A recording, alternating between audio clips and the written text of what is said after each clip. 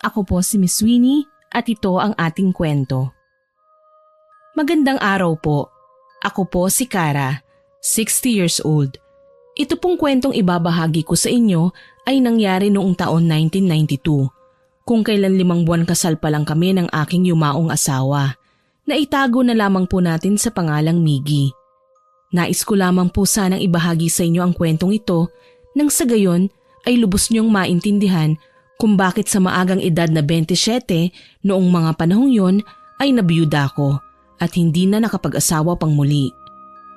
Labis po kaming nagmamahalan ni Miggy. Sa katunayan po niyan, against all odds po ang tema ng aming relasyon. Dahil noon pa man, ayaw na po talaga sa akin ng kanyang pamilya kahit hindi ko pa naman talaga sila personal na nakikilala.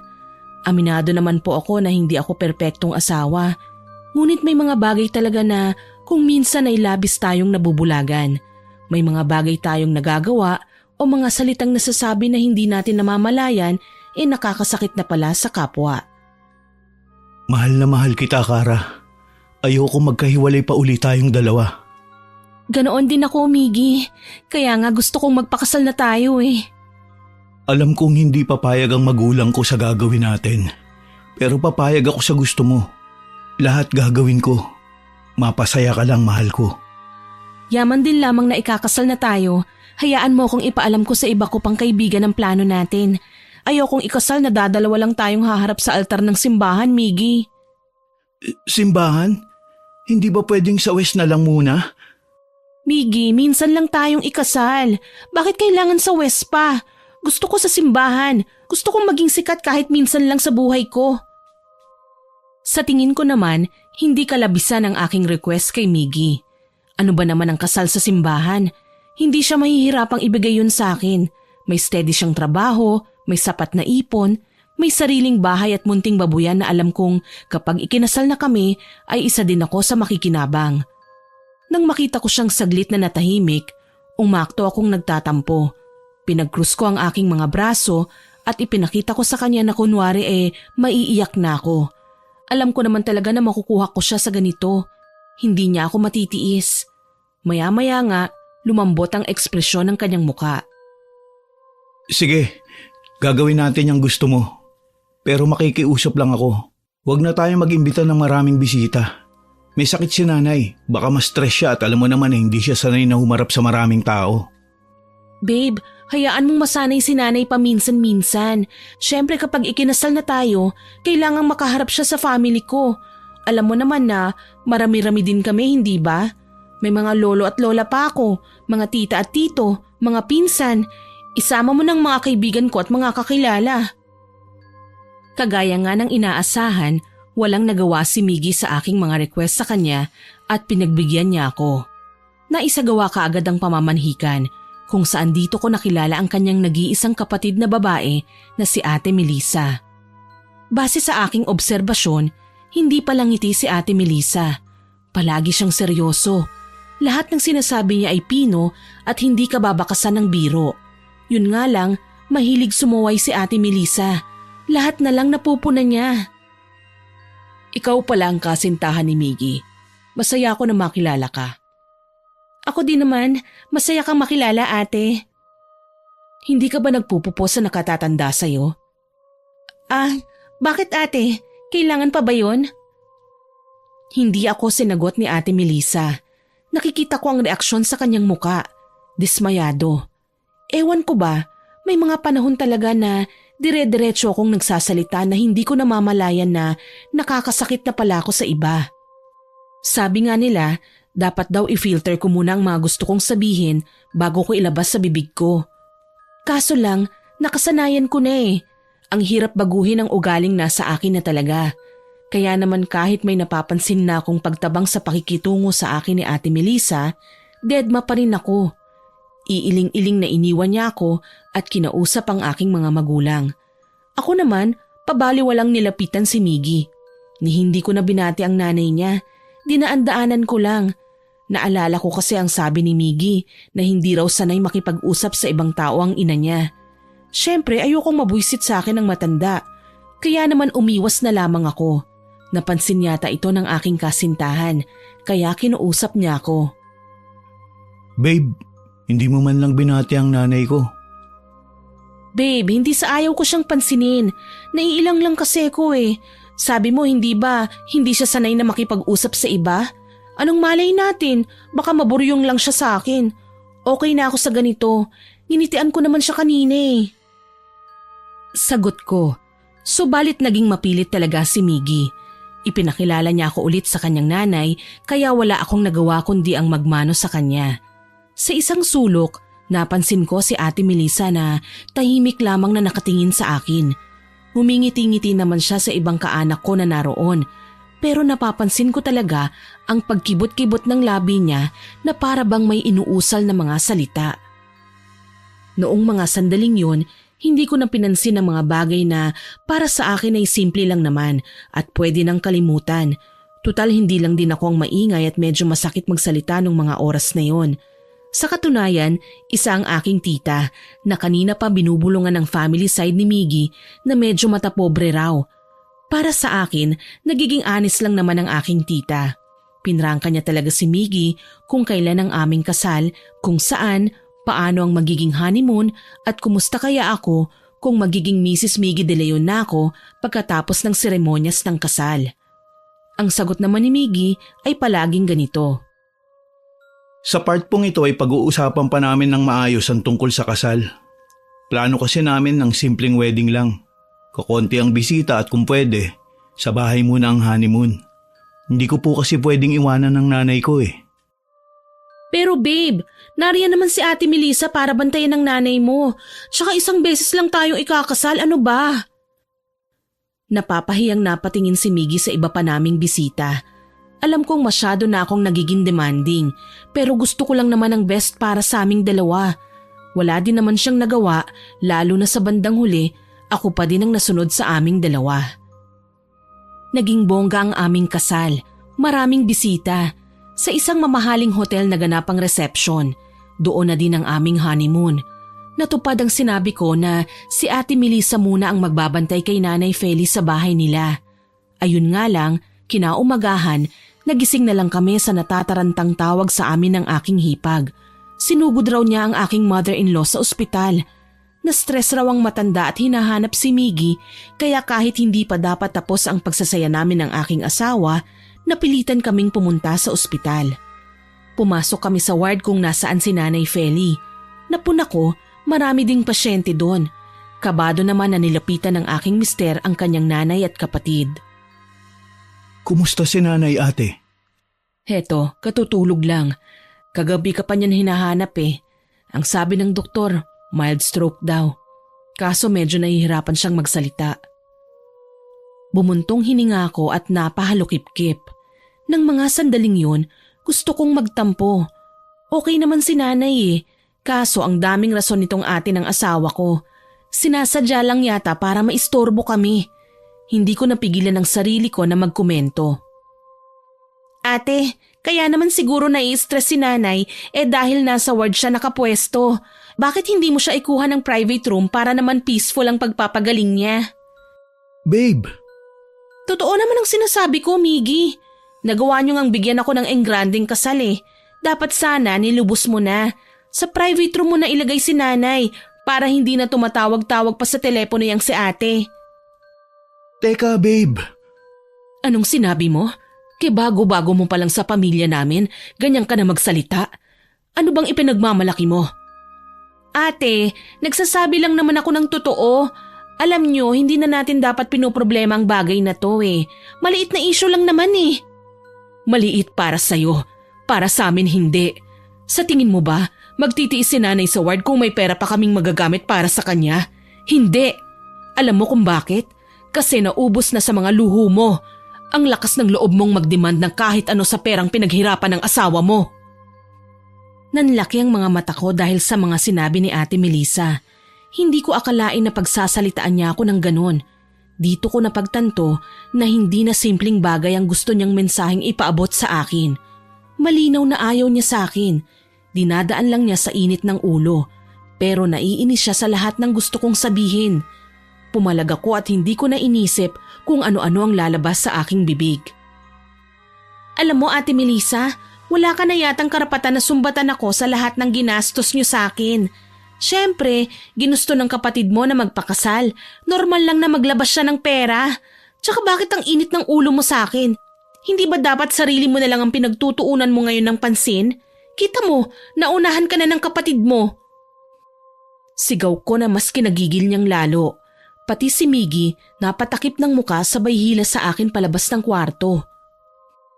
Miggy, hayaan mo nga akong kausapin niyang ate mo.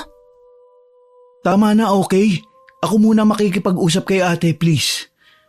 Alam mo kasi, kapag hindi mo sinagot yung ate mo, aapi-apihin ka lang yan. Hindi ko naman kailangan mawala ng respeto kay ate. Pwede kaming mag-usap ng maayos. Hayaan mo na muna kami. Hindi ko na nga ipinilit ang aking gusto. Alam ko naman na may mga bagay din na hindi kailangang ako ang magsalita. Para sa akin, may hindi magandang ugali din si Ate Melissa na kailangang ituwid. Wala naman akong ibang hangad, kundi ang makisama sa aking mga bagong pamilya. Kung ayaw naman nila, hindi rin ako yung tipong mamimilit sa aking ugali. Hindi ako ipinanganak para magpabilib sa ibang tao, kundi nabubuhay ako para pasayahin ang sarili ko. Sa huli, nagpaalam ako kay Miggy na lalabas ng ospital. May restaurant naman sa katapat na gusali at doon ako pumasok. Bumili ako ng sosyaling potahe at tinikman-tikman habang naghihintay sa asawa ko. Maya-maya pa, dumating din siya. Ngumiti ako at sinabi sa kanya na bayaran ang in-order ko. Iiling-iling na dumukot siya sa wallet at hiningi sa waiter ang bill ko. Nang makita niya yun, napamulagat si Miggy. Babe, anong klaseng pagkain ba ang in-order mo at kay mahal naman? Yan kasi ang specialty nila eh. Gusto kong tikman para malaman ko kung magiging favorite ko na ba. Ikaw, baka gusto mong kumain. Pwede tayong mag-order ulit. Babe, saka na. May bibilin pa akong mga gamot na kailangan inumin ni nanay. Kailangan ko pa bang sumama? Pwede bang sa hotel na lang ako? Hindi pa ako ready na kausapin ulit si Ate Melissa eh. Huminga ng malalim si Miggy. Alam ko naman na hindi niya ako tatanggihan eh. Ipinagpara na lang niya ako ng masasakyan at hinayaan akong umuwi sa hotel. Nang mga sandaling yun, gusto ko na naman na magtampo kay Miggy. Katatapos lang ng kasal namin pero mukhang mahuhuli na naman ako sa priority niya. Makalipas ang ilang araw, sinundo niya ako sa hotel. Inuwi na ako ni Miggy sa kanyang bahay. Nagulat ako dahil naroon din si Nanay Feli at Ate Melissa. Babe, anong ginagawa nila Ate Melissa dito sa bahay? Kasabay ng kasal natin ay pinalipat ko na sina ate at nanay dito, babe. Hindi ko kasi sila pwedeng iwanan sa dati naming bahay. Alam mo na, puro babae lang. Saka hindi ko naman sila pwedeng pabayaan. Wala bang trabaho yung ate mo? Pag-aawayan ba na naman natin to? Kung ako kasi ang nagkataong nasa lugar niya, mahihiya na akong makitira sa'yo. Baka nakakalimutan mo, babe. May asawa ka na. Hindi naman pwedeng sa isang bahay dalawang reyna. Tsaka hindi ka naman bulag. Alam mong ayaw sa akin ng ate mo. Iwasan mo na lang kasi siya, please. Pwede naman kayong wag nang magpang-abot. Hayaan mo na lang ako na gampanan ko ang pagiging anak ko kay nanay. Wala naman ako nagawa ng makiusap talaga sa akin si Miggy. Basta nagmarcha ako papunta sa kwarto namin at nagkulong. May helper naman kami na pwedeng mag-asikaso ng lahat at naghahatid sa akin ng pagkain sa kwarto. Mabuti na rin lang at hindi ko pa nakikita si Ate Melissa kahit na 3 araw na kaming magkasama. Habang wala kaming pakialamanan, okay lang ang lahat sa pagitan naming dalawa. Kaso lang, habang tumatagal, may mga napapansin akong kakaibang ginagawa ng hipag ko. Kapag lumalabas ako ng aking kwarto, napapadaan ako sa silid na kanyang inuokupa. Palaging nakaawang ang pinto niya at nauulinigan ko siya na nagsasalita kahit alam ko naman na wala siyang kasama. Isang araw, maagang umalis si Miggy.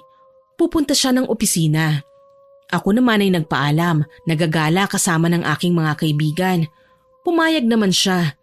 Tuwang-tuwa ako kasi magsa-shopping kami sa bagong bukas na mall. 9:00 pa lang ay nakabihis na ako at naglalakad na paalis ng aking kwarto. Muli kong nadaanan ang kwarto ni Ate Melissa at napansing bukas na naman ang pinto niya. Mukhang walang tao kaya naisip kong pumasok. Sisilip lang naman ako kung anong meron dun. Ang sama naman ng amoy na yun. Amoy insenso. Wika ko. Ayoko naman talaga sa amoy na yun noon pa man. Feeling ko, nauugnay ito sa karunungang itim. Nalabis naman na nagpataas ng balahibo ko nang makita ang mga bagay na nasa mesa sa gilid ng kama ni Ate Melissa. Mga gamit nga sa itim na kapangyarihan. Wala akong saktong kaalaman sa mga bagay na yon. Hindi naman ako inosente sa lahat ng gamit na alam kong pwedeng ariin ng mga marunong nito. Itim na kandila, mga karayom at manika. Meron pang libreto na may nakalimbag na sumpa at kung ano-ano pang lingwaheng nakakasindak. Napaatras ako at nagulat nang magsalita sa aking likuran si Ate Melissa. Anong ginagawa mo rito? Ate, balak ko lang sanang magpaalam. Bakit? Iiwan mo na ba ang kapatid ko? Mas matutuwa ako. Uminit ang ulo ko sa kanyang tinuran. Kahit kailan, wala sa bokabularyo ko ang mang-iwan ng asawa. Hindi ko din yun magagawa sa mister ko, lalo pat mabait naman siya at palagi akong pinagbibigyan. Kahit aminado ko na minsan talaga ay may pagkamaldita ko. Ninisian ko siya at tinaasan ng kilay. Pasensya na ate hindi ko ugaling mang-iwan ng asawa Pero baka kayo ang maiwan niya kapag napuno ako sa'yo. Pwede ko siyang kumbinsihing iwanan kayo at magpakalayo-layo na kami nang hindi ka naman umasa sa pera na pinaghihirapang trabahuhin ng asawa ko. Aba, walang iya ka? Isang malutong na sampalang iginawad niya sa akin. Natulig ako doon, lalo na't hindi ako sanay nang nasasampal. Sinamaan ko siya ng tingin sabay dinuro ko siya. Talagang sinusubukan mong pasensya ko, no? Iaangat ko na sana ang aking kamay para gumanti ng sampal kay Ate Melissa, kaso lang nagulat ako nang mag-ibang reaksyon ng kanyang muka. Ang nasisigurado ko lang may mga inusal siyang lengguwahe sa akin. Mga salitang siya lang ang tanging nakakaintindi at kayang magdikta. Umatras ako at kaagad na nagtapang-tapangan. Hindi mo ako matatakot dyan sa pinaggagawa mo. Talaga? Hindi ka natatakot? Pero titiyakin kong sa mga susunod na araw ay tsaka ka matatakot. Dali-dali ko siyang iniwan at nakakaramdam ng kilabot nang umalis ng bahay. Habang nasa galaan kasama ang aking mga kaibigan, hindi ko maiwasang makaramdam ng pagtataka.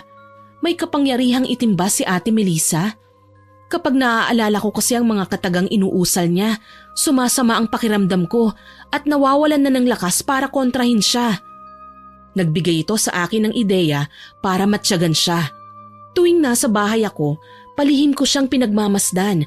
Napapansin kong may mga nagiging kausap siya sa labas ng bahay namin. Mga taong hindi ko kilala na nag-aabot sa kanya ng sobre. Kapag nalilingat siya, sinisilip ko ang laman ng mga ito. Sandamakmak na pera at larawan ng sinumang taong nakatakda niyang saktan. Mistula siyang hired killer sa kanyang ginagawa. Kaya pati ang asawa kong si Miggy ay kinuwentuhan ko tungkol sa aking nalalaman. Babe, alam mo bang may na-discover ako? Ano yun? May ginagawa ang ate mo na hindi maganda. Eto na naman tayo. Totoo ang sinasabi ko. Madalas kong makita ang ate mo na tumatanggap ng pera sa mga tao, babe. Sa katunayan yan nagkukulong siya sa kwarto niya para gawin ang pinapatrabaho sa kanya. Napahilamos sa mukha niya ang aking asawa. Alam kong may mga pagkakataon na naiirita na siya sa akin, pero kailangan niyang malaman na nananakit ng ibang tao ang ate niya. Nakita ko na may ginagawan siya ng kapangyarihang itim. Para bigyan siya ng ebidensya, muli akong pumasok ng palihim sa kwarto ni Ate Melissa. Wala ang hipag ko noon sa bahay. Umalis at hindi ko alam kung saan pumunta. Si Nanay Feli naman ay palagi lang sa kanyang kwarto at binabantayan ng private nurse na nakuha nga ni Miggy dahil sa pangungulit ko. Kulob sa kwarto ni Ate Melissa nang makapasok ako. Hindi man lang nagtatanggal ng mga sapot ng gagamba sa bawat sulok ng kisame. Ang mas ikinatatakot ko pa, hindi na kinakahiya ni Ate Melissa na i-display ang mga weirdo niyang kagamitan bilang pagpapakilala sa tunay niyang katauhan. Isang mambabarang na nagpapabayad ng malaking halaga para makapanakit o kung hindi naman pumatay ng tao. Ha? Oras na malaman ko kung anong lihim na tinatago mo. Exit ka na sa buhay namin, Ate Melissa. Nakalak ang pinto ng kwarto niya. Halatang may tinatago talaga. Pero nahanap ko ang duplicate key at ginamit yon para pumasok at maglibot-libot doon. Nanginginig na tinitigan ko ang 2 boteng nasa ilalim ng bedside table. Kumpirmado, mga ibinaba dito na insekto. Ninakaw ko ang isa sa mga ito at nagtatakbong bumalik sa kwarto namin ni Miggy. Natatawa pa nga ako na hinihingal, pero at least nakuha ko naman ang kailangan kong ipakita sa asawa ko. At siguradong ipapatapon na ni Miggy ang lahat ng bagay na nasa loob ng kwarto ni Ate Melissa. Para hindi ako mapagbintangan, umalis ako ng bahay at nag-shopping. Marami akong pinamili. Sinadya akong magtagal sa mall at umastang inosente. Hindi ko nga alam kung paano ko nagawa ang lahat ng yun eh. Ang nakakasiguro lang ako, hindi kami magkasundo ni Ate Melissa at mainit ang dugo namin sa isa't isa. Mabuti na lang, sinundo na ako ni Miggy sa harapan ng pinasukan kong mall at sabay na kaming umuwi. Pagdating sa bahay, nagulat kami nang maabutan namin na nagwawala si Ate Melissa. Ginugulo niya at halos itaob ang buong kabahayan. Ni hindi siya maawat ni Nanay Feli, ng helper at ng private nurse. Galit na galit siya. Sumama ang kanyang itsura nang makita ko, tsaka ako dinuro. Ikaw, bakit ka pumasok sa kwarto ko nang walang paalam? Ha? Ako? Bakit ko naman gagawin yun? Sinungaling! Hindi ako nakapiyok nang bigla niya akong sampalin. Halos matulig ang buo kong pagkatao. Pakiwari ko, lumipad ang kaluluwa ko palayo sa katawan ko at narinig ko naman na umawat si Miggy. Ate, ano bang ibig sabihin nito? Huwag mong pagtatakpan niyang asawa mo. Ano, natatakot ka ba na kapag hindi mo maibigay ang lahat ng gusto niya, iiwan ka na lang din niya balang araw? Hindi mo ba alam, maluho yung asawa mo. Lahat ng perang pinaghihirapan mo, ginagasta lang ng babaeng hipo na yan. Ate, nagagalit ka na naman ng walang dahilan. Bakit mo biglang sasampalin ng asawa ko, ikagagaling lang niya sa labas? Ano ba kasing hinahanap mo? Habang pinakikinggan ang pagpapalitan nila ng mga salita, ay sumasama na din ang pakiramdam ko. Kumukulo na ang aking dugo at nangangati na ang mga kamay ko na gumanti sa ginawa niyang pananakit sa akin. Siyang may tinatagong lihim, siya pa ang galit. Ibang klase. Dahil nga sa nag-uumapaw kong emosyon, binitiwan ko ang lahat ng pinamili ko at gumanti ako sa kanya ng sampal. Walang iya ka! Wala kang karapatang saktan ako! Dahil hindi to kailanman ginawa sa akin ng mga magulang ko! Babe, tama na! Tinulak ko si Miggy para magawaran ko ng ikalawa pang sampal si Ate Melissa. Kaso lang, hindi na malakas ang ikalawang hataw ng palad ko sa kanyang pisngi. Marahas niyang hinila ang aking buhok at nagsabunutan kami. Masakit siyang humila ng buhok kaya hindi rin ako nagpaawat. Halos kalbuhin ko siya at sinipa-sipa pa para lang layuan niya ako at bitiwan. Habang nangyayari yun sa pagitan namin ay narinig ko siyang nagsalita. Nagmamaang-maangan ka pa. May kinuha ka sa kwarto ko. Amoy na amoy ko ang lansa mo at alam kong nanggaling ka doon. Sinungaling ka! Mapaggawa ng kwento! Wala akong ninakaw sa'yo! Nagmamaang-maangan ka pa? Pwes magsisisi ka! Ate, babe, please tama na yan! Naramdaman ko na lang na may mga kamay ng pilit kaming pinaglalayo sa isa't isa. Kanya-kanya kami sa pagpiglas. Ginusto pang umatake ulit. Ngunit nakita kong yakap na ako ng aking asawa. Si Ate Melissa naman, hawak naman ng katulong at ng private nurse. Parehong hinihingal sa ginawang pag-awat sa aming dalawa. Agad na pumagitna si Miggy at pinagalitan kaming dalawa. Ano ba? Para kayong mga bata. Hindi na kayo naiya kay nanay. Alam niyo naman na may sakit siya, hindi ba? Ikaw naman ate, bakit nanampal ka na lang bigla? Yung tingin ni Ate Melissa sa akin ay parang lalamon na ng tao. Gigil na gigil siya. Parang gusto akong daluhungin ulit. Pero tinaasan ko na lang siya ng kilay. Ipinakita ko sa kanya ang kamalditahan ko na hindi ako nasisindak sa kanya. Dinuro niya ako tsaka pinanlisikan ng mga mata si Miggy. Sige, kampihan mo yung asawa mo. Tutal kayo naman ang magsasama, hindi ba? Di bale, hindi rin naman kayo magtatagal eh. Uminit ang ulo ko sa sinabi niya. Para niya kaming pinagbabantaan. Siyempre, sumagot ako. Dinuro ko din siya. Sa nanlalaking mga mata, ipinagkalat ko ang sikreto niya. Palibhasa, hindi ka takot magbanta kasi mambabarang ka. Ano, itatanggi mo? Ilang beses na kitang nakitang tumanggap ng bayad mula sa mga hindi kilalang tao dyan sa labas ng bahay. Ilang tao na ba ang binarang mo? At ano, ako na ba ang isusunod mo? Hayop kang talagang haliparot ka. Pagbabayaran mo ang kaguluhang ginawa mo. Sigaw niya kaso lang inawat kami ulit ni Miggy. Galit na galit niyang dinuro si ate. Tumigil ka na ate, sumusobra ka na. Lahat na lang ng nagiging kasintahan ko, tinatakot mo. Pinagbabantaan. Pero wag mo na maasahan na hahayaan kitang gawin din ang mga bagay na yan sa asawa ko. Hindi mo na kami mapaghihiwalay pa. Sige, magkampihan kayo. Ikaw babae, magsisisi ka sa ginawa mo. Singhal niya sa akin sabay tawa. Nakakasindak ang kanyang paraan ng paghalakhak kaya naman bumaba ang tingin ko sa kanyang nakakuyom na kamay. Sigurado ko may mga buhok ako sa palad niya at ito ang ipinagmamalaki niya na magagamit niya laban sa akin. Bigla akong kinabahan. Sinubukan ko siyang lapitan kaso lang tinalikuran niya na kami. Gustuhin ko man siyang habulin, pinigilan naman ako ni Miggy. Hayaan mo na si ate, babe. Magpahinga ka na. Ihahatid ko lang din si nanay sa kwarto niya. Sige babe, mauuna na muna ako sa kwarto. Ang sakit pa ng anit ko sa paghila niya sa buhok ko eh. Maktul ko. Hindi ko maiwasang mangamba na baka may gawin sa buhok ko si Ate Melissa. Habang nagkakasukatan kami ng tingin, sa may kainan, kakaiba ang mga pagngisi niya. May halong banta at paninindak. Malinaw na may binabalak nga siyang gawin sa akin.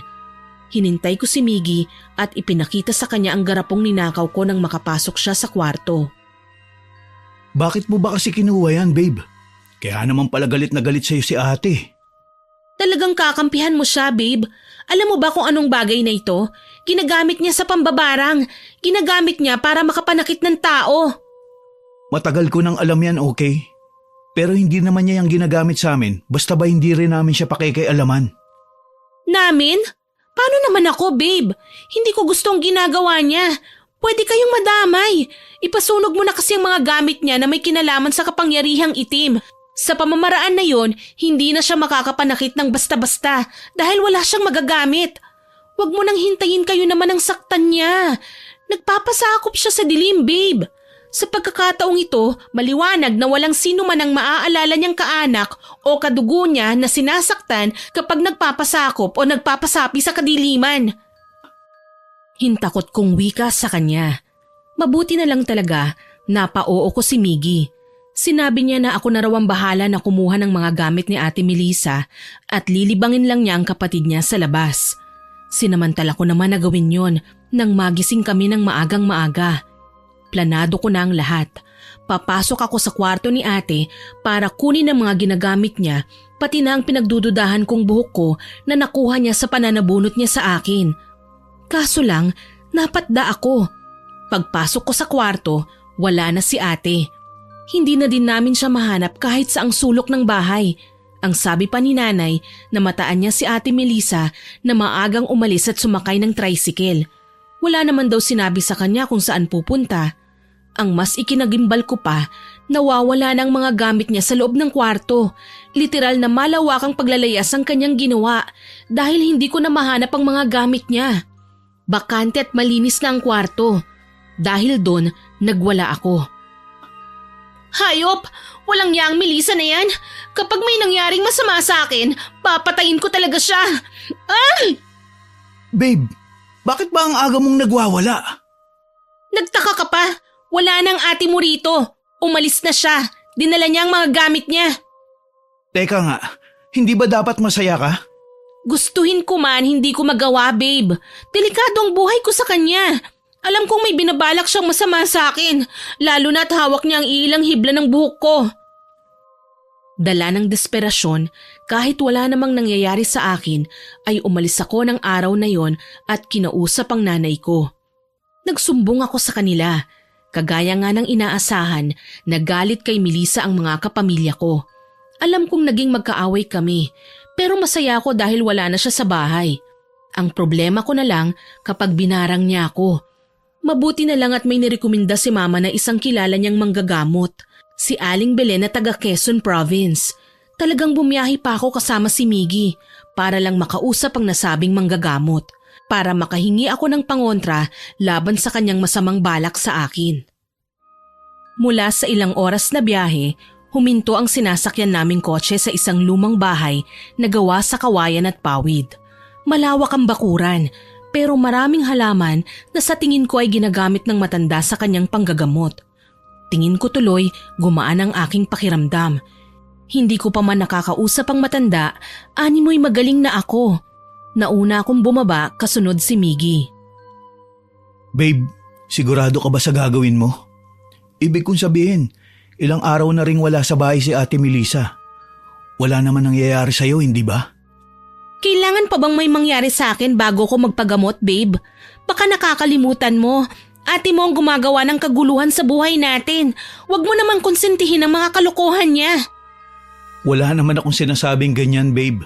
Ang sa akin lang, okay ka naman, safe ka. At may pananampalataya sa Diyos. Siyempre mas malakas ang kapangyarihan ng may kapal kaysa sa kung anong ritual na ginagamit ng ate ko. Babe, huwag mo akong simulan ha.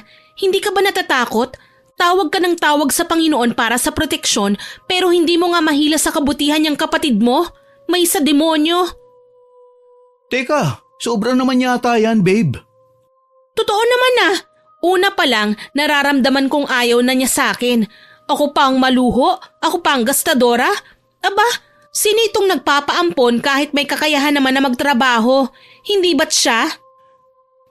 Literal na makikipag-away ako kay Miggy ng mga sandaling yon. Kahit na ano pa ang irason niya, may ibabato akong kasagutan. Sabihin na niyang masama ang ugali ko, basta wala akong balak na magpatalo sa kapatid niya. Para mahinto na ang sandamakmak niyang reklamo, iniwan ko siya at nagpauna na sa pagtuloy sa bahay ng matandang si Aling Belen. Tumahimik na lamang din si Miggy at sumunod sa akin sa bakuran. Nakitao po na din siya. Tao po! Aling Belen? Nariyan po ba kayo? Tao po! Mula sa likod bahay ay may matandang babaeng sumilip. May dala siyang gulok at iilang halamang may lupa pa sa mga ugat na animoy kabubunot lamang. Kunot noo siyang napatingin sa amin. Sino sila?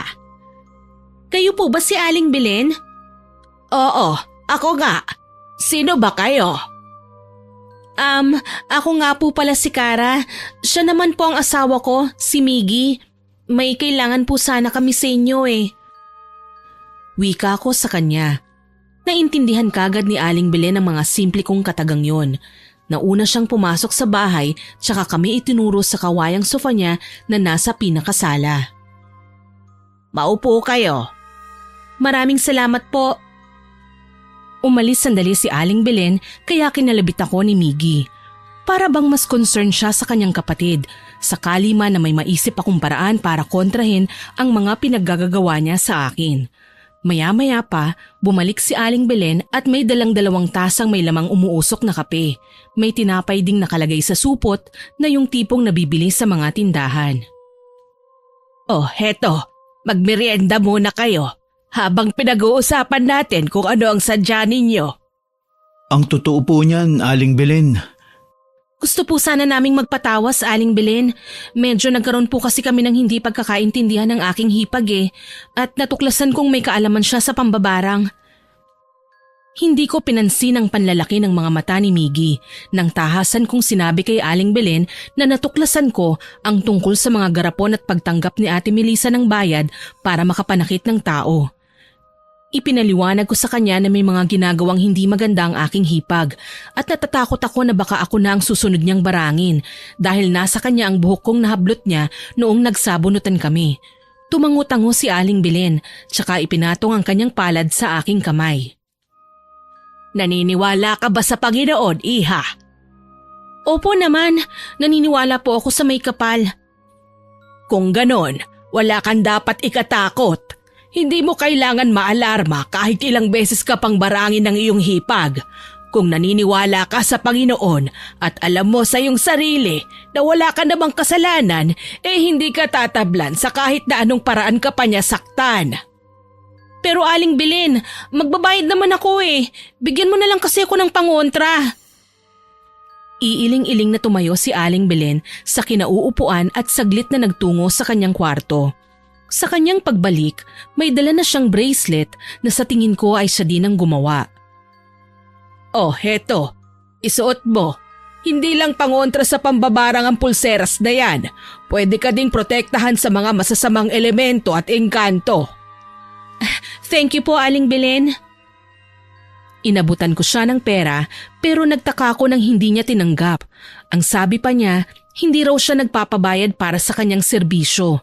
Masaya na raw siya na makatulong. Nagkibit balikat na lamang ako at muling nagpasalamat.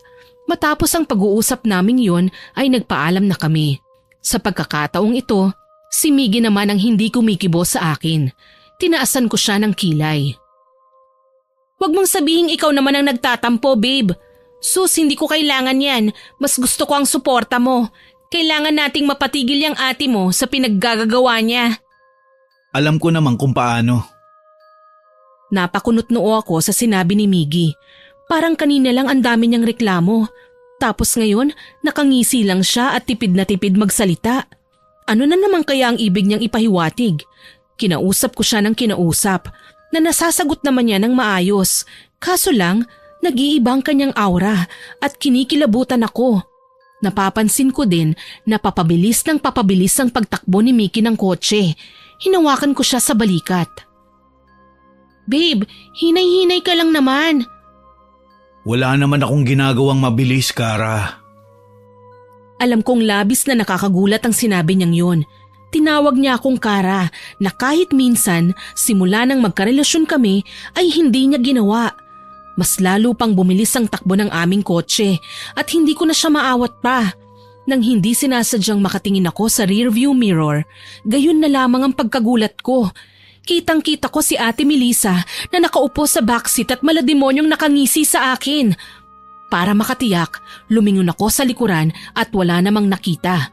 Kaso lang, nang paharap na ako ng tingin sa kalsada, napadyos ko na lang po ako nang makitang sumalpok na ang minamanehong kotse namin ng asawa ko sa isang headwall kung saan nagawa pang madurog ng malakas ng impact sa semento kaya nagtuloy-tuloy kami sa pagkakahulog sa hindi naman kalalimang bangin.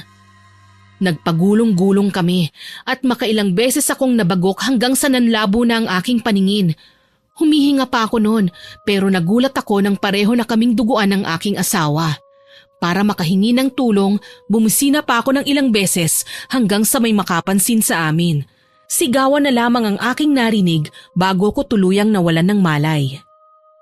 Hindi ko na alam kung gaano ko katagal na nahihimbing pero animoy lantang gulay ako nang magkamalay.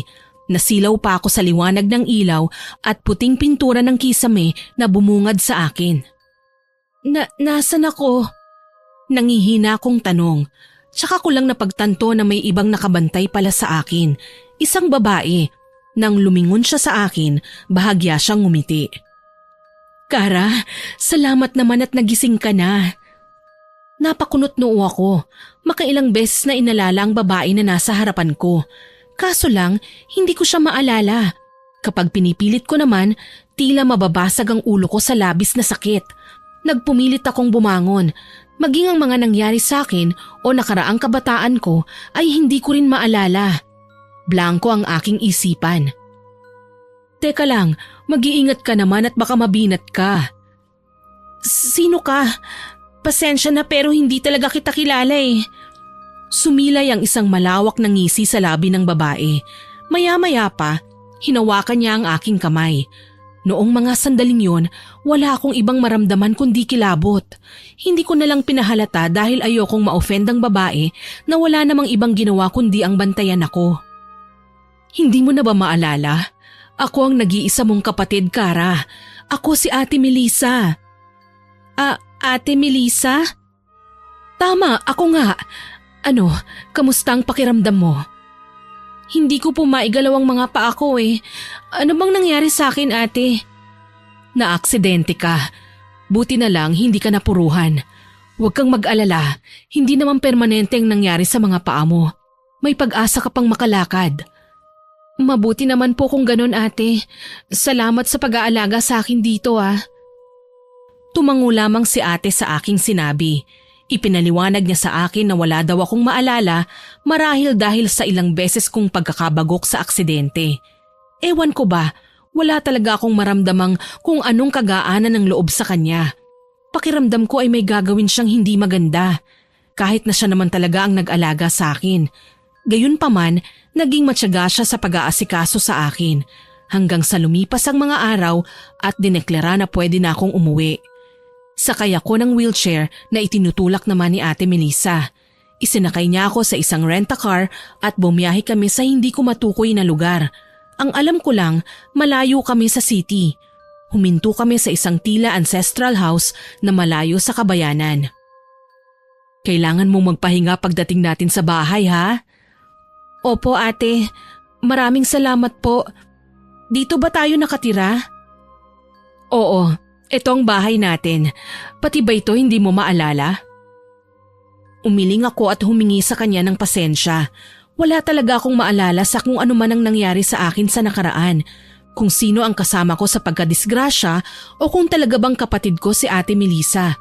Hindi ko naman kasi maramdaman na kapatid ko siya. Nakalimutan ko din pati edad ko. Ang alam ko lang, nagpapasalamat ako at buhay ako ngayon at nakaligtas ako sa naganap na aksidente sa buhay ko. Pagpasok namin sa bahay ay nilibot ko ito ng tingin. Malawak pero wala akong makitang maski isang larawan ko. Ate, wala po ba tayong family picture man lang? O nakapag-asawa ba ako? Wala. Takot ka nun sa litrato kaya wala kang larawan maski isa. Tsaka kung pwede, huwag ka ng maraming tanong. Ako man ay gusto nang magpahinga. Sige po ate. Pasensya na po. Inihatid niya ako sa aking magiging kwarto. Sa pagpasok pa lang namin, alam ko na kaagad na tila ilang taon nang hindi nagagamit ang nasabing silid. Nalalanghap ko ang lumang amoy ng mga unan at kumot na nakapatong sa kama. Para bang naitago ito sa kabinet ng mahabang panahon. Amoy naptalina pa ang mga yon. Lumang-luma na din ang silid. May mga alikabok pa na hindi nalinisan ng maayos, pero hindi naman yung tipong nakakasipon. Inalalayan ako ni Ate Melissa para makahiga sa kama. Medyo nahihirapan pa kasi akong makagalaw eh. Umaasa ako na makakalakad din ako at hindi na magiging pabigat pa sa kanya. May mga pinainom siyang mga gamot sa akin tsaka ako maayos na kinumutan. Matulog ka ha? Kailangan mong lumakas. Salamat ate. Nakakatuwa kang ganyan ka ano? Malayo sa dati mong ugali. Mukhang magkakasundo pa tayo eh. Ha? Ano pong ibig mong sabihin ate? Wala. Kalimutan mo na yung sinabi ko. Tumangu-tango na lamang ako at pinilit na pumikit. Sa loob ng silid na yun, nanatili ako ng ilang buwan hanggang sa may mapansin ako na kakaiba sa bahay na yun. Madalas kong mapansin na umaalis si ate. Patago lamang yun pero nagagawa ko siyang silipin. Dala ng malapit lamang ang kinahihigaan kong kama sa bintana.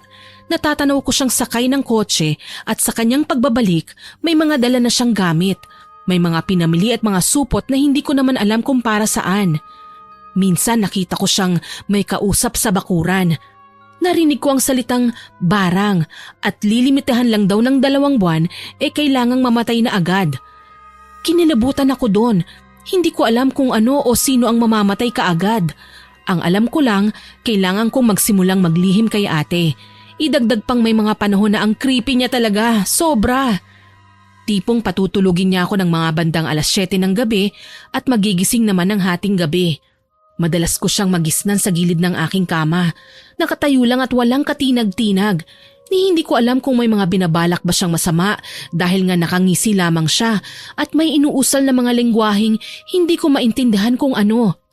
Ang alam ko lang para akong mas lalong nanghihina at hindi ko magawang makabangon pa. Para hindi ako tuluyang malugmok, hindi ko na pinaalam sa kanya na nagagawa ko ng gumabay. Nariyan kasi ang pakiramdam kong hindi ko kailangan sabihin sa kanya ang mga mahahalagang bagay na yon, lalo na at estranghera pa din siya sa pakiramdam ko. Pansin ko din, hindi niya inaasa sa akin ang pagkain. Siya mismo ang nagsusubo sa akin. Ate, hindi naman ako naputulan ng kamay eh. Kaya ko nang isubo ang pagkain. Hayaan mo kung gawin ito, Kara. Pero ate, nahihirapan na po kasi akong lumunok eh. Sunod-sunod na po ang pagsubo niyo. Wala akong pakialam. Basta kumain ka at ako ang magsusubo sa'yo.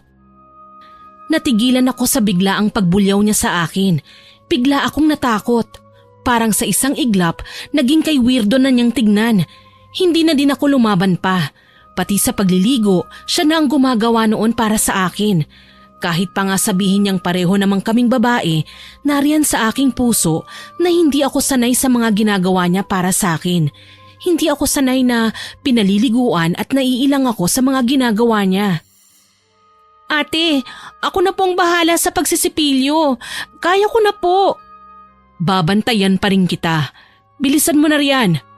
Wika niya sa akin. Pansin ko pa, ayaw na ayaw niyang makita ko na nagpa-practice na maglakad. Kaya naman hindi ko na lamang pinapakita sa kanya na nakakaipon na ako ng lakas. May kung ano kasi sa kutob ko ang bumubulong na ligtas ako kapag nagkukunwaring walang muwang sa lahat ng bagay. Ni ayaw niya akong padungawin sa labas ng bahay at nakalakang lahat ng pinto at bintana kaya mistula akong preso sa loob. Tinanong ko si Ate Melissa tungkol dito pero lagi siyang may binibigay sa akin na sagot. Malupit ang mundo, maraming mapanghusga, maluho at masasama. Ikaw ay minsan na ding nahawahan ng kasamaang meron ng mga tao dyan sa labas. Kaya nakakulong ka dito para manumbalik ka sa pagiging isang mabuting babae. Ilang taon na po ba ako ngayon, ate? Pati kaarawan ko, mga itsura ng magulang natin, hindi ko na maalala pa. Ikaw ay 27 lang, Kara. Nakapagtapos ka ng pag-aaral pero wala kang trabaho. May naging kasintahan po ba ako, ate? Sinamaan ako ng tingin ni Ate Melissa. Napapansin yata ang pagiging matanong ko. Niwala man lang akong kamalay-malay na lahat ng sinabi niya sa akin ay mga hinabi niya lang na kwento at wala talagang katotohanan. Kagaya ng pag-angkin niya sa akin na kapatid kahit hindi naman ako makaramdam ng lukso ng dugo. Kinaumagahan, nagising ako sa tunog ng makina ng sasakyan at pagharurot nito palayo. Nakita ko si Ate Melissa na sakay ng kotseng yon, kaya naman nagmadali akong bumangon. Kabado at ingat na ingat ako. Nagmamadali ako sa pagtayo dahil nagagawa ko pa yon ng dahan-dahan. Kalaunan, nakarating ako sa kwarto ni Ate Melissa. Alam kong yon ang kanyang higaan dahil naroon ang kanyang mga kagamitan. Bakit pakiramdam ko ay may mahahanap akong bagay dito na makapagpapaalala sa akin ng buo kong pagkatao? Kinikilabutan ako sa tuwing inaalala ang kabutihan sa akin ni Ate Melissa. Para bang hindi naman yun ang nakasanayan niya. Nakakakabalang talaga. Maliban sa damit at iba pang personal na gamit, may iba akong bagay na nalaman sa kanya. May mga tinatago siyang gamit para sa pambabarang. Hinalungkat ko ang mga ito para lang mapatda. Nakita ko ang iilang hibla ng buhok kasamang aking larawan. Sa isang iglap, may mga nakita kong eksena sa diwa ko na mistulang palabas. Ang kasal, ang pagsugod namin sa ospital na pinagdalhan kay Nanay Feli, pati ang sabunutan namin ni Ate Melissa. Nasapo ko ang aking ulo at nagpatuloy sa paghalungkat sa kanyang mga gamit. Mga litrato ng kasal namin ng kapatid ni Ate Melissa, mga larawan noong namamanhikan at ang aking tunay na mga magulang.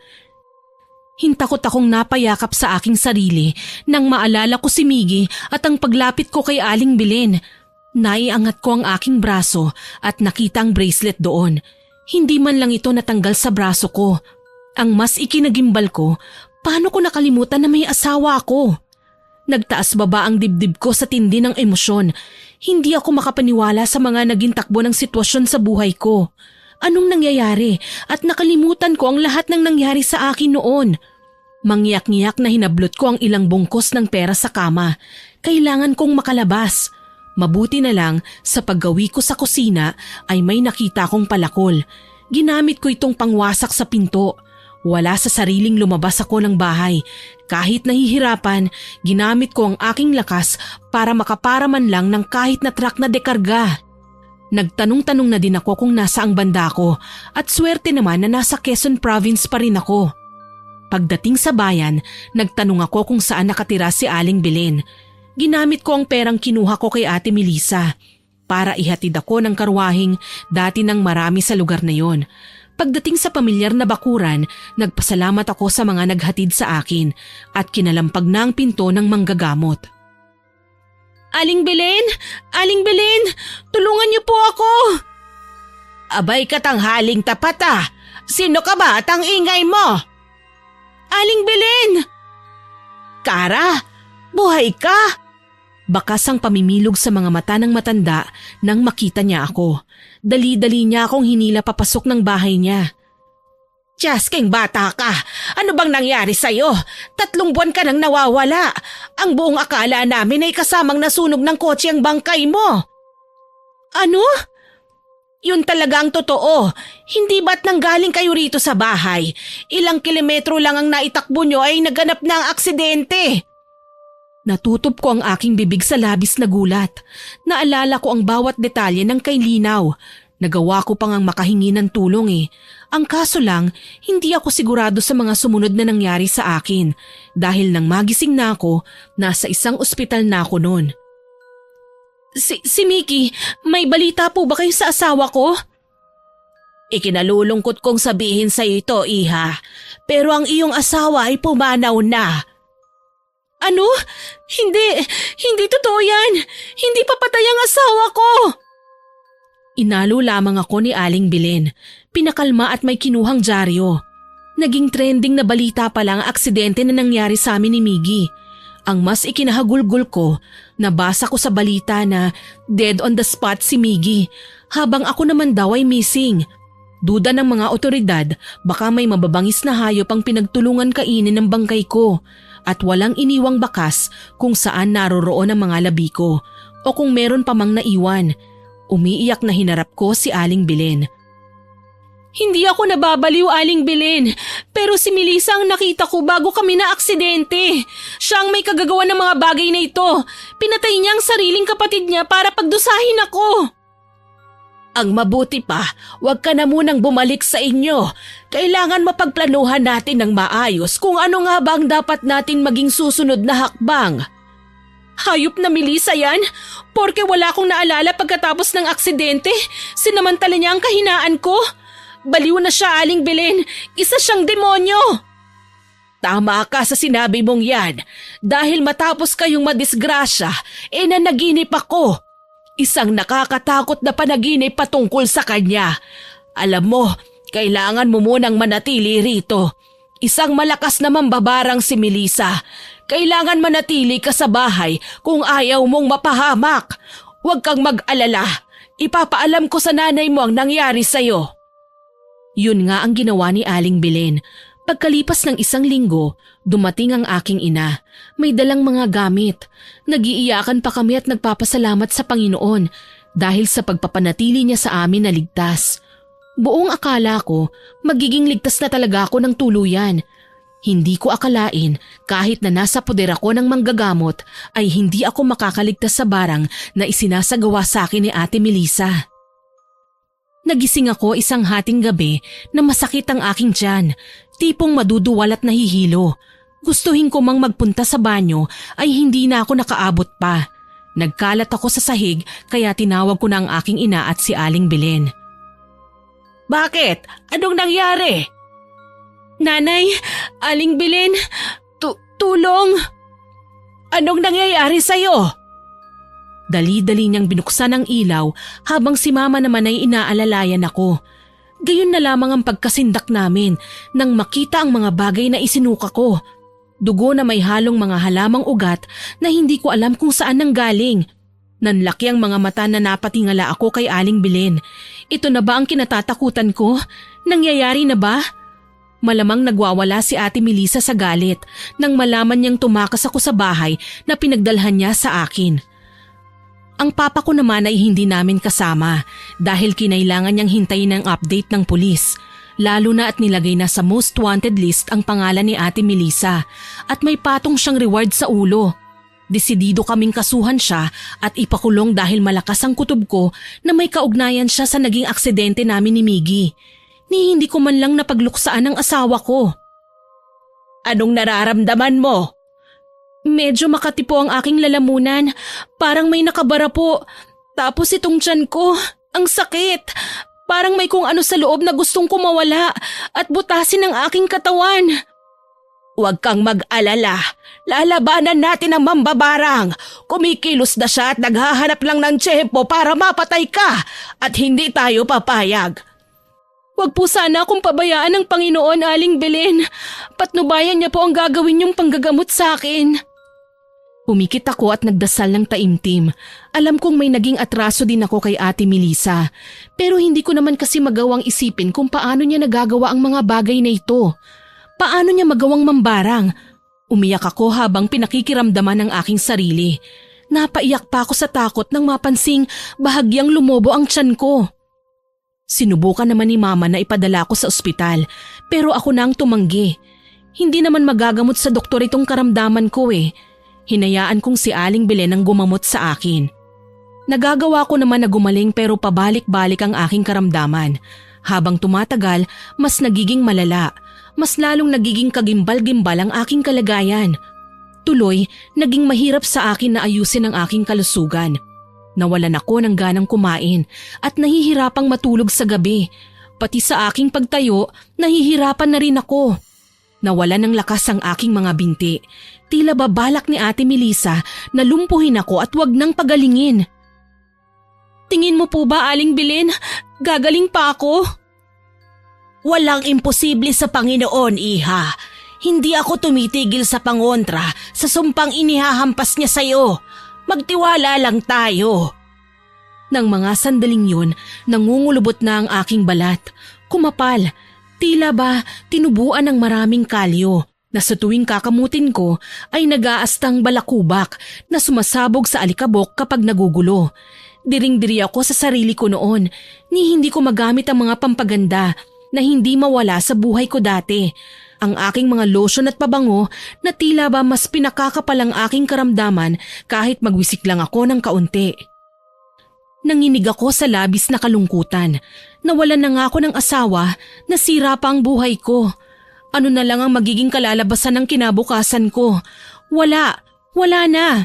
Malayo na ako sa dating maluhong babae na nakukuha at nabibili ang gusto sa isang iglap lang. Ngayon, mukhang ako ang nanganganib na bawian ng buhay sa isang pitik lang ng daliri. Huwag kang mag-alala. Susubukan kong maghanap ng panibagong lunas para gamitin natin dyan sa nanunuyo mong balat. Maraming salamat po, Aling Belen. Hindi niyo ako sinukuan. Aminado po ako na mapagmataas ako dati. Akala ko ako na ang masusunod sa bawat dikta ng tadhana. Pero hindi ko akalaing pwede pala akong bumagsak at lumagapak sa lupa. Iha, lahat ng tao ay nagkakamali. Hindi na ba tayo perpekto eh? Ako nga nagkasala din. Ang mahalaga, natututo tayo sa bawat pagkakamali at nagpapakumbaba tayo na marunong din tayong magpatawad. Sana po makaligtas ako sa pagsubok na ito. Ipinapangako ko po na magpapakabait na ako at magbabago. Hindi na ako magiging maluho hanggang sa umabot sa puntong nakakapanakit na ako ng ibang tao. Makuha lang ang gusto ko. Mangyayari ang lahat, Iha. Basta magdasal ka lang palagi. Alam ko naman na mabuti kang tao eh. Naliligaw ka lang ng landas. Mula noon kahit may sakit ako, pinagbubutihan ko ang pagdarasal. Kahit nahihirapan akong bumangon, nagagawa kong ibigay ang aking lakas para makaupo. Ang nanay ko naman ay hindi rin ako iniwan at sinukuan. Sa katunayan niyan, sabay kaming nagdarasal para sa ikagagaling ko. Hanggang isang araw, nagkataong kaming dalawa lang ni Aling Belen sa bahay. Ako naman ay nakakaupo na ng mga sandaling yon. Ang balat ko naman ay kasalukuyan kong pinapahiran ng langis dahil nanunuyo sa dami ng kalyo at nagsusugat kapag nahihila. Sabi sa akin ni Aling Belen, nararamdaman daw niyang humihina ang puwersa ng mambabarang na umaatake sa akin. Lalo na noong maisagawa na niya ang palipad hangin, kaya kahit papano natuwa ako. Kaso lang bigla akong sinagian ng takot nang marinig ko ang pagsigaw ni Ate Melissa sa labas ng bahay ni Aling Belen kung nasaan kami ngayon. Lumabas ka riyan, Kara! Nanginginig ako sa takot at napasiksik sa aking kinauupuan. Hindi ko kailanman inaasahan na magkikita kami sa pagkakataong ganito. kung kailan mahina ako at walang kalaban-laban. Pero dumating si Aling Belen at nagtatangkang sumilip sa labas ng bintana para malaman kung sino ang tumatawag sa akin. "Sino ba yan, Kara?" "Aling Belen, magtago po kayo. Yan po si Ate Melissa." "Ah, siya pala ang hukluban na nagpapahirap sa'yo. Teka nga at nang makausap ko." "Aling Belen, wag na po kayong lumapit. Baka kung ano po ang gawin niya sa inyo." Hintakot kong pigil pero hindi talaga nakinig sa akin si Aling Belen. Sa katunayan, kinuha pa niya ang kanyang buntot pagi at gagamitin niya yon kay Ate Melissa. Aniya, ang mga mambabarang daw ay may pagkakahawig din sa mga aswang. Kung anong kinatatakutan ng mga nasabing nilalang ay iisa din sa mga mambabarang. Kaya naman kampante siya na kaya niya siyang harapin. Sumilip ako sa may bintana. Nakita ko si Aling Belen na matapang na naglalakad palapit kay Ate Melissa. Walang kangiti-ngiti sa kanyang muka. "Hoy, babae ka! Anong kailangan mo at nag-ieskandalo ka sa bahay ko?" "Nasaan ang magaling kong hipag?" "Bakit? Mukha bang may nakikita kang higad dito?" "Walang yakang matanda ka. Hipag ang sinabi ko, hindi higad!" "Kung sino man yang hinahanap mo, wala dito! Kaya huwag kang susugod-sugod at aastang mabuti kang tao. Lumayas ka na bago pa kita mahampas nito." "Sa akala mo ba natatakot ako sa ganyan? Ha, hindi ako tinatablan ng buntot pagi." "Ah, talaga? Masubukan nga." Napatigil na lamang ako nang makitang hinampas nga ni Aling Belen ng buntot pagi si Ate Melissa. Kitang-kita ko ang pagsigid ng sakit sa kanyang buong muka. Nang gigigil na animoy lalamon ng tao si Ate Melissa nang atakihin niya si Aling Belen. Nagsabunutan silang dalawa, ngunit sa tingin ko ay nadedehado na si Aling Belen. Nakita kong hinila niya ang buhok ni Ate Melissa, tsaka siya lumayo. Siguro walang maniniwala sa aking sasabihin, pero literal na may sa demonyo na talaga ang hipag ko. Kitang-kita kong iniangat niya ang kamay at umangat din sa ere si Aling Belen, tsaka niya init siya palayo. Napaigik si Aling Belen nang tumilapon siya at bumalya sa isang puno. Ako naman, kahit nahihirapan, ay napilitang damayan ng butihing matanda na nag-alaga sa akin. Iika-ika akong lumapit kay Aling Belen at inalalayan siya para makabangon. "Hindi ka na dapat lumabas pa, Iha. Hindi ko naman po magagawang hayaan na lamang kayo." "Iha, ikaw ang kailangan niya. Kahit saktan niya ako ngayon, wala siyang magagawa kung hindi kanya makikita." Hindi naman po ako papayag na may masaktan ng dahil sa akin. Ayoko pong madamay pa kayo. Nawala na nga ang asawa ko pati ba naman kayo?" "Nakakalimutan mo na ba, Iha? Isa akong manggagamot. Marami kong alam na proteksyon para mailayo ang sarili ko sa kapahamakan. Kagaya na lang ng pulseras na meron ka. Hindi niya tayo gaanong masasaktan. Halika, magdasal tayo." Magkahawak ang kamay namin ni Aling Belen nang umusal siya ng mga Latin na dasalin. Ako naman, nakatingin lang kay Ate Melissa. Kitang-kita ko ang disgusto sa kanyang muka, kaya naman hindi ko na siya tinitigan. Nilakasan ko ang aking loob at umusal din ang sariling dasal para sa aking sarili, para na rin sa aming kaligtasan. Habang ginagawa yon, kitang-kita ko ang pagwawala ni Ate Melissa. Tila ba hindi niya nagugustuhan ang ginagawa kong pagdarasal. Sa isang iglap, nakita kong umuusal din siya ng mga salita. Mga katagang kagaya ng sinasambit ngayon ni Aling Belen ay hindi ko rin maintindihan. Napaiyak na lang ako nang mapansing humangin ng pagkalakas-lakas. Siguro nga, pati ang Panginoon ay nagagalit na sa ginagawa nila. Maya-maya, humarap sa akin si Aling Belen. "Kaya mo bang tumayo, Iha?"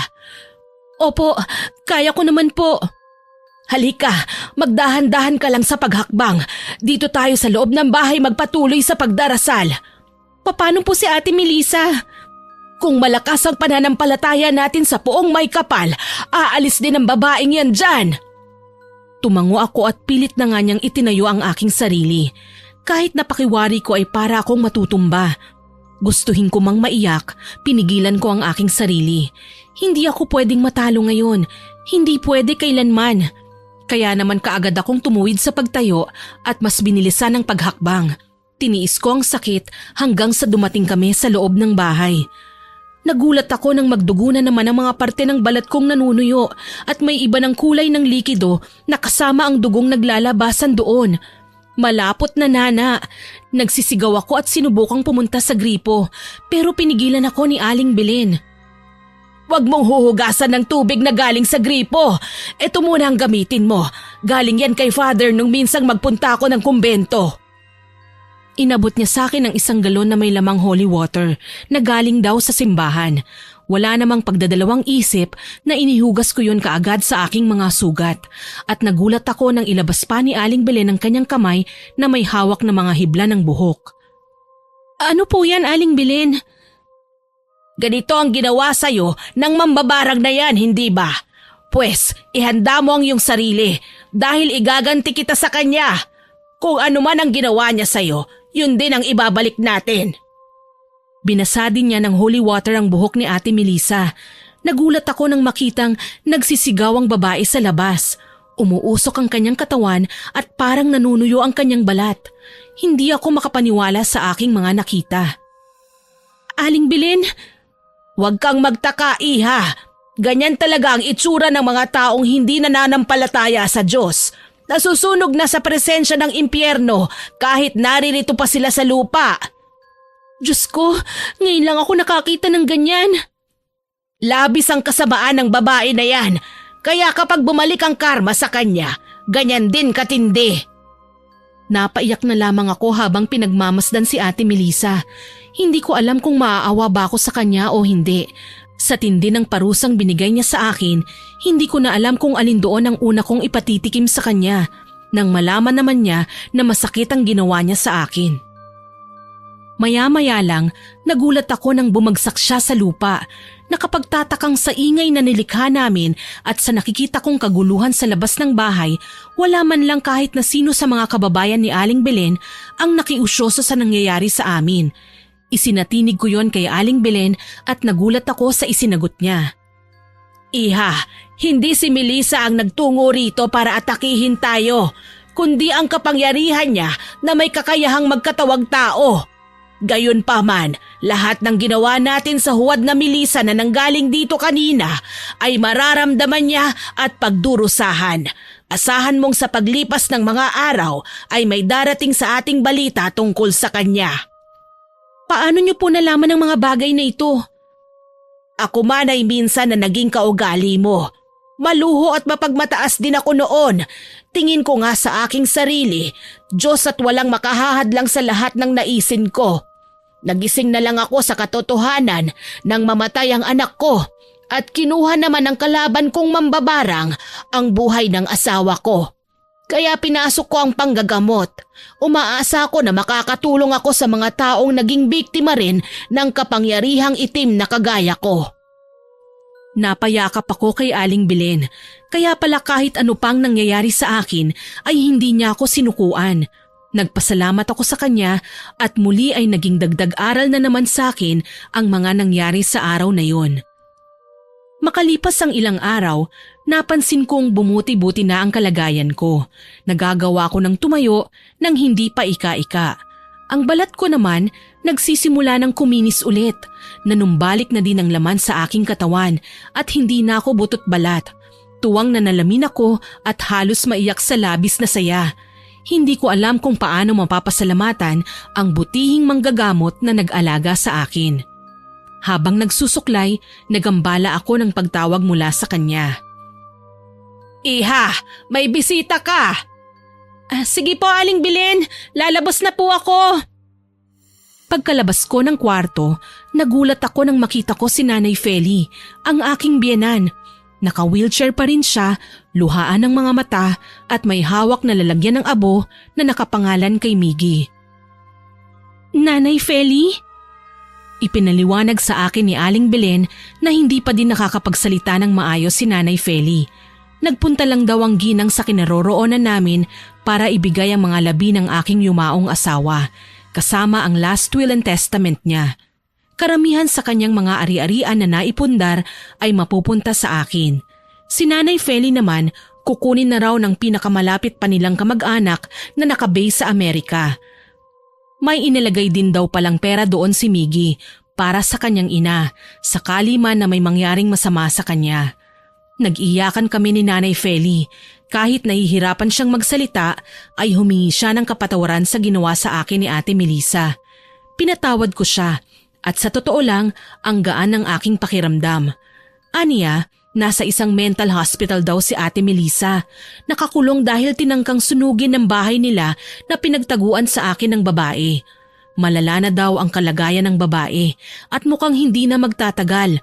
Kung ano man kasi ang nangyari sa akin noong mga nakaraang buwan ay tila ba lumipat ito sa kanya. Hindi rin nagtagal si Nanay Feli dahil mamayang gabi na pala ang flight niya para mangibang bansa. Nang maiwan kaming dalawa ni Aling Belen, muli na naman akong napaiyak. Napakabuti sa akin ng Panginoon.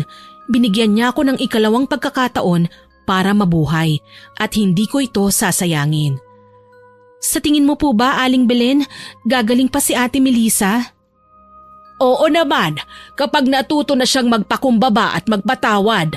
Alam kong kahit nasa bingit na siya ng kamatayan ay bibigyan siya ng Panginoon ng pagkakataon. Sana naman po, para makita niya kung gaano kaganda ang buhay, para maubos lang sa galit at pagnanais niyang makaganti. Pasasaan ba't maiisip din niya ang mga bagay na yan? Oh, ano nang balak mo ngayon? Napaisip ako tsaka naalala ang ipinamana sa akin ni Miggy. Hindi ko man lang nagawa ng maayos ang tungkulin ko sa kanya bilang asawa. Kay iksi ng binigay na panahon para sa aming dalawa. Kaya naman iaalay ko ang natitirang oras ng buhay ko sa pagtulong sa iba. Dahil alam kong ikasasaya ito ng aking yumaong asawa. Hindi na ako naghanap pa ng ibang mapapangasawa. Inabala ko ang aking sarili sa ibang mga bagay. Nagsimula ako sa maliit lamang na organisasyon, naglalayong turuan ng mga bagong may bahay na gumawa ng mapagkakakitaan sa kanilang tahanan. Tinutulungan ang mga katulad ko na inaapi at binibigyan ng pag-asa para makapagsimulang muli. Sa paglipas ng panahon, mas naging malapit kami ni Aling Belen. Kahit noong pumanaw ang aking ina sa karamdaman ay hindi niya ako iniwan. Nagsilbi siyang pangalawa kong ina. Kumusta ang pakiramdam mo, iha? Mabuti naman po, Aling Belen. Masaya po ako at nakakatulong po ako sa iba. Mabuti naman kung ganon. Siya nga pala, may natanggap akong balita mula sa isang kakilala. Ano po yun? Si Melissa, pumanaw na raw nung isang araw. Hindi na nakayanan ng kanyang karamdaman. Ewan ko lang kung bakit, pero bigla akong nakaramdam ng hapdi sa aking puso. Kahit wala kaming magandang pinagsamahan ni Ate Melissa, naaawa ako sa kanyang sinapit. Hindi ko alam kung anong klaseng childhood ba meron siya at ganun na lamang ang kanyang ugali. Wala naman akong karapatang husgahan siya, kaya ang tangi ko na lamang na nagawa ay ang ipagdasal ang kanyang kaluluwa. Sana naman pinatawad niya ang kanyang sarili bago siya pumanaw. Kawawa naman po siya, no? Oo, iha.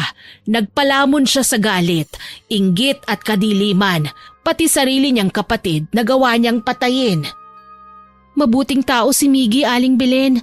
Saan man siya naroon ngayon, alam kong nauna na niyang pinatawad ang kanyang ate. Katulad ko. Wala naman pong permanente sa mundo eh. Ang mahalaga, natuto na tayo. Malaki na talaga ang ipinagbago mo. Dahil naman po sa inyo yon, Aling Belen, tinulungan niyo po akong mamulat sa mga pagkakamali ko. Totoo naman ang sinabi ko, lahat ng tao'y nakagagawa ng pagkakamali. Pero hindi ibig sabihin nun ay may karapatan na tayong magmalaki at ipakita sa lahat na magagawa nating lupigin ang lahat. Lalo na at alam nating may Panginoon na anumang oras ay pwede tayong tanggalan ng lahat ng meron tayo ngayon para lumagapak tayo sa lupa. Hanggang dito na lamang po, more power po sa inyong channel at God bless. Naway kapulutan nyo ng aral ang aking ibinahaging kwento. Hanggang sa muli, salamat po sa inyong pakikinig.